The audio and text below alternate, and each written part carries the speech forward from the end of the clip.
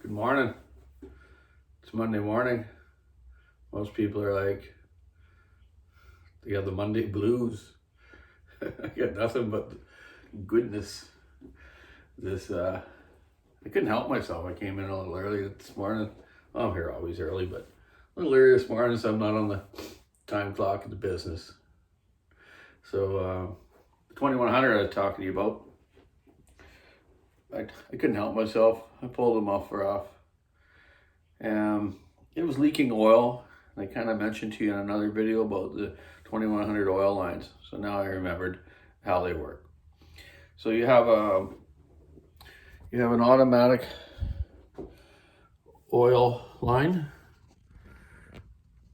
which is the one that goes into the tank here and has the screen pickup. That comes over to your automatic oiler. The other nipple on the right side here is for your manual oiler. And the top fitting here is where the oil manual hose goes from. If you see right now, if I pump this manual oil comes out of there. So this is the one that had the little check valve. And what happens, that one's moving nice and freely because this saw is mint. So the line was off. It was on the bottom but not on the top. And what happens if there's any resistance, or people just pumped them too fast, figured they were the oiler for the sod. No, they aren't. It's the automatic does it mainly. You only really need to do this in the long cuts or big wood, and just give it slow pumps, and just gives that extra feed when you're in that cut, in the big cut. Normally you don't have to use them. The automatics put out pretty good, and there was an adjustment on those, I believe, underneath. You change one screw from one side to the other, but I'll go over that when I get this apart, because I'm going to take this apart. And only reason I'm going to take it apart because it's that old.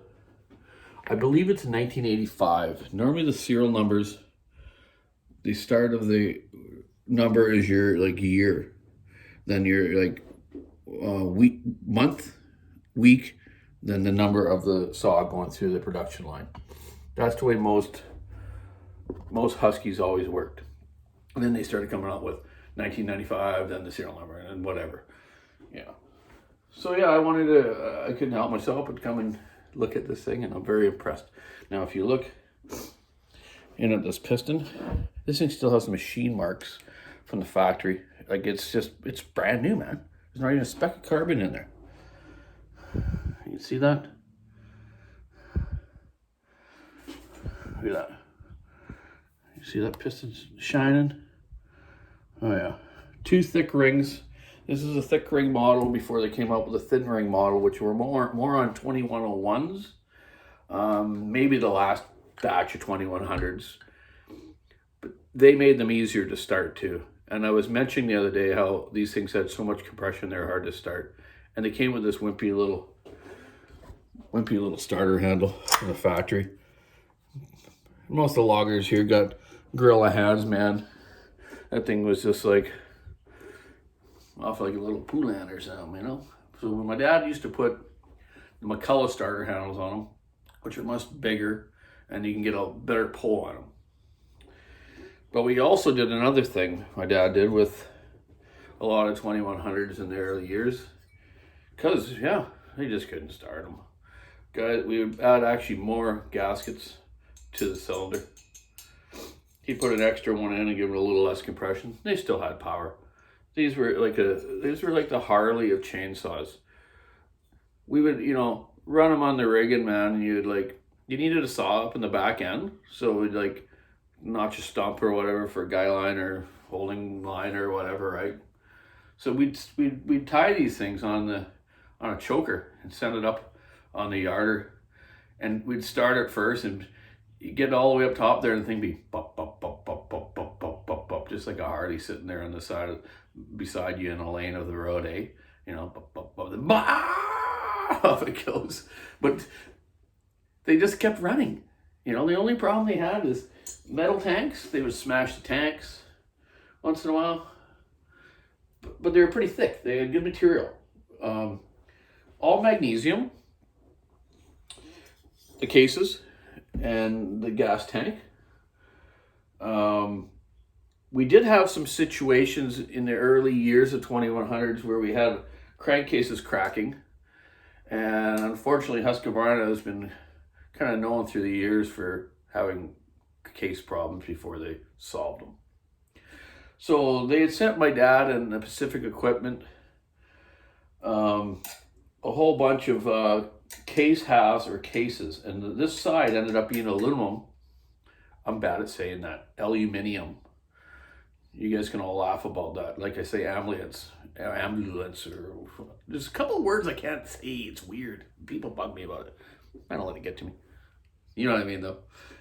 So then they stopped cracking, and the rest of them, I believe, in production, I think they went to aluminum for a while, or back to the magnesium where they beefed them up somehow on the inside. They all cracked, mainly in the between the bar studs and the oiler in this area. Yeah, a lot of stress. We were running long bars on them in big wood, and, like the Swedes and the Germans, sometimes they don't understand how we use them here until we send them stuff, and then they come over and go, wow, yeah, geez, we got to beef that up. So anyways, yeah, so that's my beauty here. I just wanted to show you that. And then this has no chain brake. We never ran chain brakes for a lot of years. This has just got the basic cover on it. I think I have a brand new chain brake one at work. But if I don't, not a big deal. I'm only going to mill with this saw a few times. Then I'm going to clean it back up, empty all the fluids, and put it on our shelf for display and write a little story about the area of it. Everyone loved these. These are any faller on the coast, I guarantee probably 90% of them ran these saws at one time or another, in one camp or another. Or a lot of guys would go to camps and they had supplied saws, so whatever was there, that's what you had to run. If you didn't, well, go down the road, go somewhere else. So this is a jug, an old one off 2100. Just happened to have my pile of every type of jug you can think of. Cylinder, sorry. So my dad, we used to he did a lot of porting on these. He would cut these side pieces out here for the transfers to match up the transfers to the cases. Do a little bit of intake timing, exhaust port. Not crazy, just enough to give it some more juice and keep it reliable. The mufflers on these were this one's like I said, it's so mint, man. Look at it, it's just shiny. So it's in perfect shape. We used to actually cut these in half right here, then weld a plate in there, and we would put two pipes on it. We always angle our pipes away from the saw to the almost not right sideways, but about a 45 degree that way than that way. So the saw, when you're cutting, it blows the sawdust away, and the guys used to like to kind of curl their hand around the handlebar, and they can warm their hands a little bit, and when it's really rainy and cold. Didn't have any heated versions of 2100s. Didn't have heated handlebars or heated grips or that kind of stuff in those days, or heated carburetors. So yeah, a lot of work to these mufflers. It took quite a while to do them. And they had this front cover they had above them, more of probably a heat shield, so you don't get so much heat against the tree when you're falling or bucking. So we used to take these off. We had hundreds of these laying around, thousands, man. We just use them as an ashtray. A lot of people smoke them. Now, recycle. Another thing on the mufflers was important is the bolts. Two different length versions of the 2100 muffler bolts. I know that for a fact, because everyone that comes in, they always give them the wrong one, or they get the wrong one, you got to redo them again. They were a metric, 6 mil, and they had this locking tab. And you needed to have that on there and bend those tabs over against the bolts after they're tight, or they vibrated out. If they fell out, or here where they mount into the cylinder, would move up and down, and it would strip your cylinder bolts out. So then we had to put helicoils in them before we had those nice metal inserts we use now. Yeah, what else did we do on these? Well, we ran the standards bucking spikes. They were decent. 404 was pretty much the dominant chain in those days. This has a 404 rim on it. I'm going to switch it to 3/8, and I'm going to run 3/8 ripping chain on it when I do my little bit of milling. I'm going to do a video with that. I had a guy just messaged a guy on Facebook. He was just acquired one of these. He wanted to know how to strip it down and work on it. I sent him a message saying that I would help him if he had any questions. I don't want to do it. I got too much to do, and he's a long ways away. So figure it out, buddy. We'll figure it out with you. Yeah, and then modified the cylinders. I don't know if Dad ever made a full circle crank for these. I think he did on a couple of racing saws. He had old Ron Son, this is our friend of ours, machinist. Guy can make anything. I think Dad made a couple full circle cranks for his 100cc racing saws, and yeah, they kicked butt. Carburation though, the old Tillisons. You know, everyone had Tillisons in those days. They were just good carburetors. This is actually off a 288. I just wanted to show you how it functioned though. Basically similar carburetor, almost exactly the same, except for the throttle shaft was different. They used that plastic plunger to come down instead of the rod that 2100s have. But on these carburetors, yeah, we used to, right here on the side by the choke lever, little brass plug right here. That's your governor. Yeah, no rev limiter ignitions in those days. But we take that plug out of there and you put a little, what you call a Welsh plug. The Welsh plug that comes with a carb kit, the small one for the high speed jet.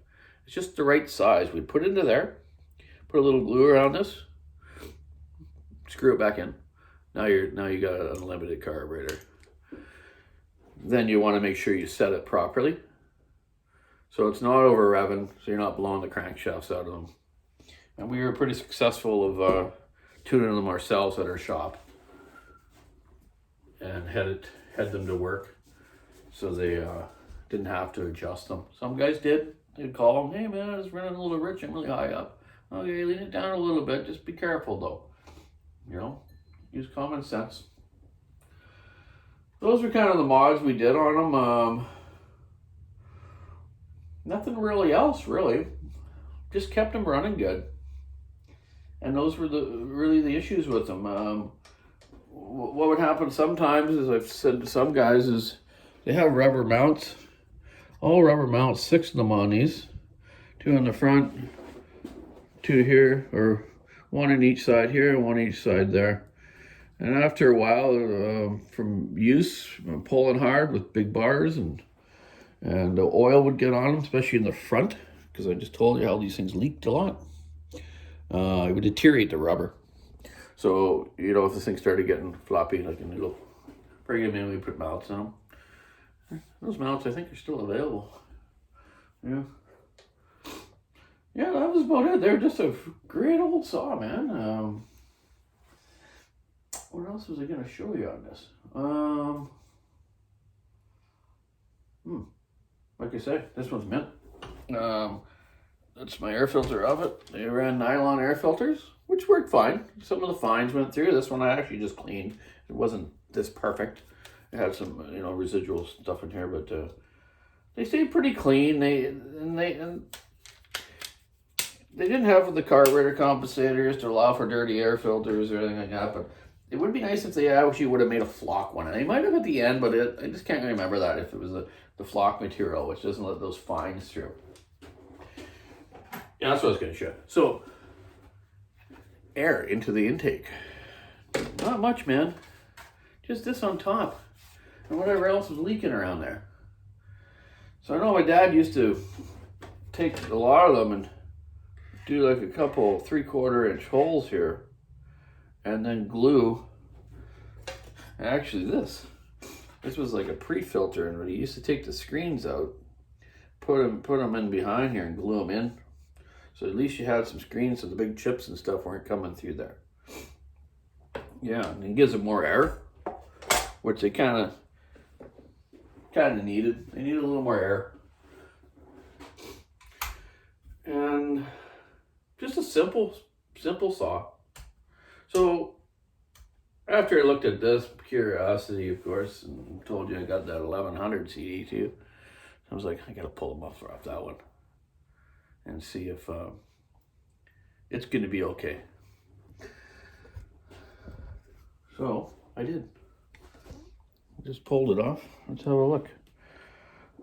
It's got just a slight bit of scoring. I don't know if you can see it. Just a little bit of scoring. Not that bad. I think I can take that out and sand that piston up. And, you know, maybe I need to run a little ball hole through the cylinder. We'll see. And I can't remember, I should know this, but I think they're the same CC. I'm just wondering, no, yeah, the 298 was a different CC than the 2100. That's right. You guys remember 480s and 298s, 285s. There was a bunch of different models. But if it is, might be able to put like a 394 or 395 piston in it. See how it goes. I actually had one 2100 piston left a few years back, and I think I gave it to my dad. That's right. It was a thin ring. I was like, Dad, you got to have this, man. It's the last one. You can't get them anymore. So I gave it to him for one of his hot saws there. And I'm sure he still got it sitting probably on his shelf. But he ain't going to part with it because I'll take it if you don't want it. So yeah, and then I'll put a carb kit in this. But yeah, I was going to say, I'm going to show you the oiler and stuff on this. So what I'm going to do is I'll do a video when I get it apart. I'm going to take the clutch off, the oiler off, and I'm going to put a new seal on this side and a new seal on the magneto side. Plus a carb kit, check my fuel line as usual. Always start from the fuel filter to your carburetor. Check your fuel line, fuel filter, and diaphragms, and my intake gaskets. I'm sure they're all perfect because this saw is so prestige. But I'm going to do the kit anyways because it's probably a bit hard. And refasten these oil lines better. And they had these little crimp clamps. They worked okay, but like I said, I think it was just from someone pushing too hard on it. So there's no need for that. Just like I said, slow pushes. So yeah, we'll see how that goes. And my buddy's got a log out at his mom's house that I was gonna go and mill up with my old 125 McCullough, but I'm gonna use this with a 30-inch bar rip and chain. It's only about I think a 20 diameter log. Let me show you how that works. I don't use any real special ripping chain, just the stuff out of the box from Oregon. 75 RD, 73 RD. It's a full house round tooth chain at 10 degrees ground from the factory. A lot of, I've heard, it was said before, I think a lot of people have different ideas on ripping chain, but my idea is just keep it sharp. Don't take your acres down too much. It drags the saw down too much. Keep the RPM up and keep her cutting. And have extra chains. You hit something and or you don't know how to file very good, take them into your local service dealer and get them sharpened up, ground up with a machine, or just done by hand really good. Do it at home. Buy yourself a nice filing jig. Lots out there available. Still one's cool, or just a basic little Oregon plate one. Or just learn how to do it by hand.